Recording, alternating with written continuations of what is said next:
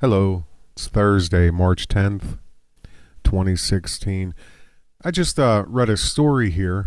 At least 5 killed, several hurt in shooting near Pittsburgh, Pennsylvania. Now, the story goes on to say that there was a picnic or a backyard party near Pittsburgh. The killing was of at least 5 people. It injured several others. Now, this is from Reuters. I don't know exactly where they got the initial report, if this was from the police report or if they, took this information from another news agency, because I don't know of any Reuters outlets, I guess, or reporters in this area. I'm from Pittsburgh.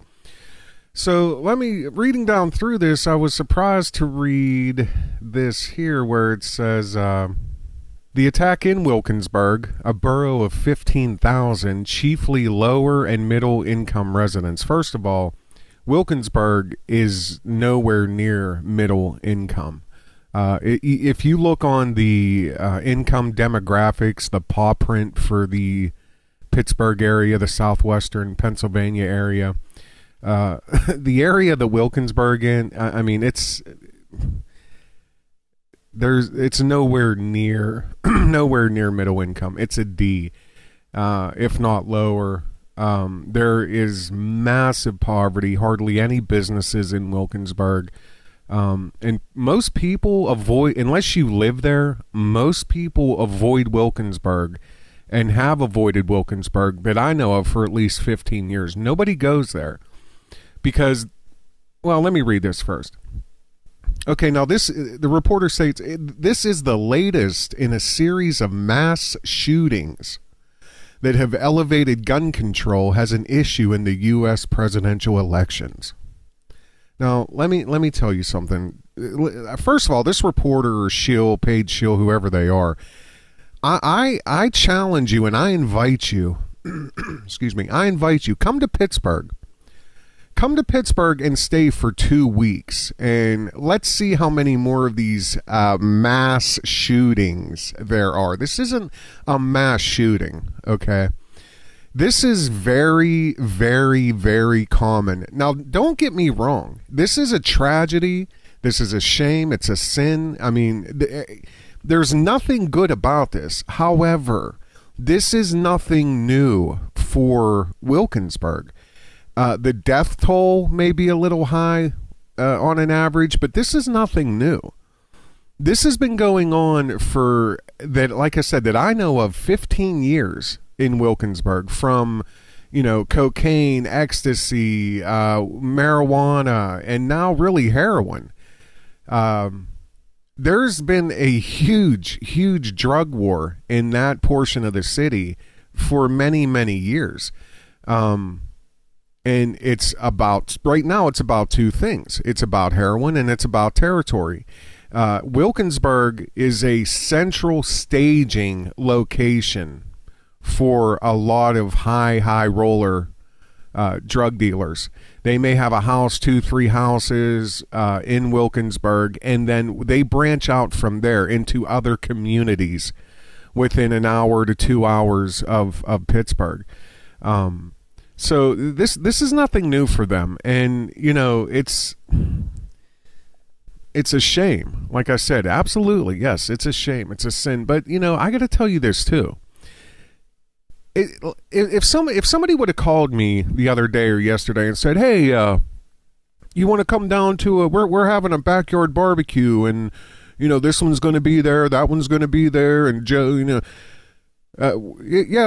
Jimmy's house in Wilkinsburg," I'd have been like, no, you know what? I'm busy. Thanks for the invite. No, I would not go, because I know what it's like in Wilkinsburg. And I'm telling everybody listening to this, the people there are if anybody knows, they know, okay? They know who their friends are. They know who invited them to this barbecue or cookout. They know what they're involved in. They know if they're drug dealers. They know. They knew the risks. Did they go to this barbecue thinking, "Oh my, I hope I don't get killed"? I'm sure they didn't. Maybe they did. Maybe some of them did.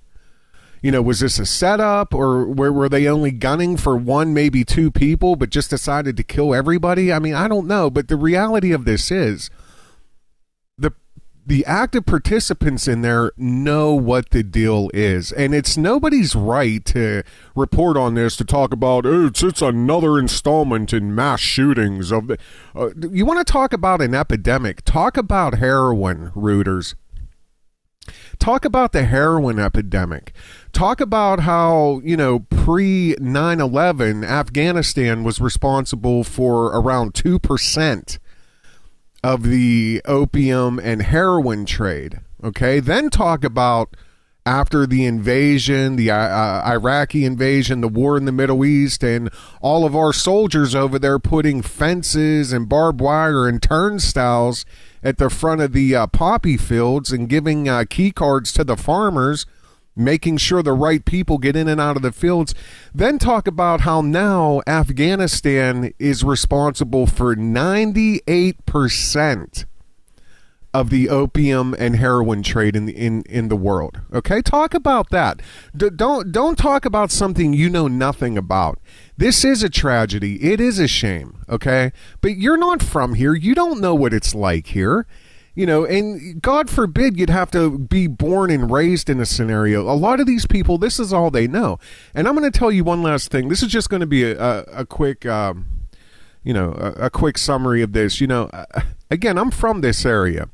I have a buddy who's a Pittsburgh cop. Years and years ago, this is before the casinos and, they were trying to get all that pushed through.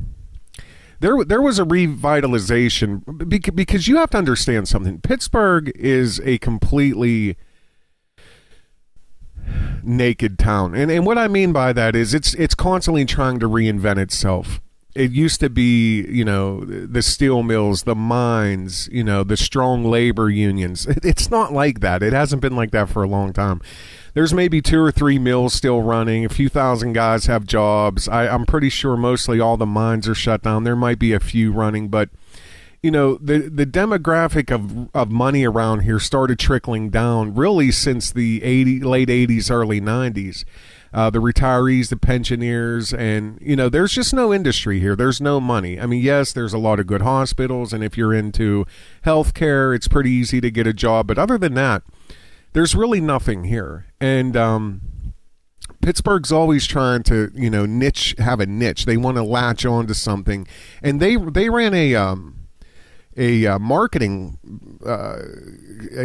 campaign years ago where it was called like the Secret City, and they would advertise in other parts of the country, and you had to be within a certain age. I think it was like 25 to 35 or something, and you got to sign up for this secret getaway or whatever. And nobody would tell these people who won the contest that they were coming to Pittsburgh. Okay.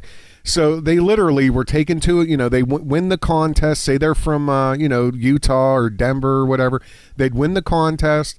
They'd jump on a plane and they'd come, and, it was the secret city. They didn't know they were going to Pittsburgh till they landed. And once in Pittsburgh, they were given the royal treatment. Look at this, look at that. We look at our housing, look at our industry, look at all our new construction, these new, and yeah, they did do a lot of, building and stuff down along the river right near the city. I mean, it's beautiful down there, but it's hollow. It's hollow. There's really, because nobody here has any money really. But anyway, previous to this contest, my buddy that's a cop in Pittsburgh, he said, "Hey, I'm going to tell you something." He said, what you hear in the news is literally a 16th of what really goes on in Pittsburgh. His primary area was the north side, and the north side again is pretty much a bad demographic. There's a lot of bad sections on the north side of Pittsburgh.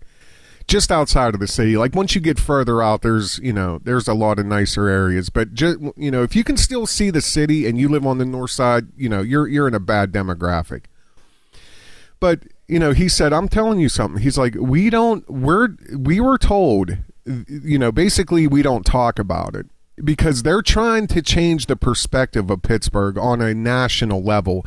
And what you see on the news, any of the killings you hear about, any of the shootings, he said those are the ones that just happen to sift through the cracks.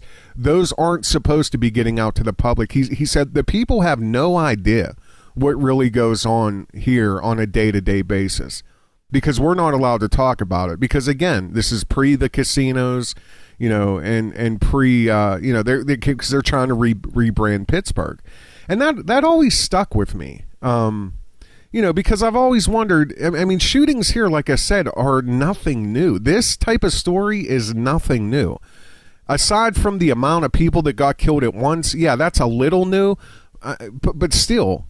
I mean, there's week after week. Come summertime, it'll be every couple days, killing, shooting, killing, shooting, dead, always. And it's been like that for 10 or 15 years.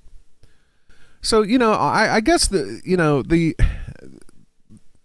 I guess the point of this is you got to be careful of, what you're reading and who's writing it, because obviously this reporter has no idea what he's talking about. And to kind of shove this into what's called the mass shooting epidemic of the United States, take the guns. This has nothing to do with that. This is a drug war perpetrated by the people that are bringing in heroin. Okay, talk about that. Report about that. You guys take care. Have a good day. Talk to you soon.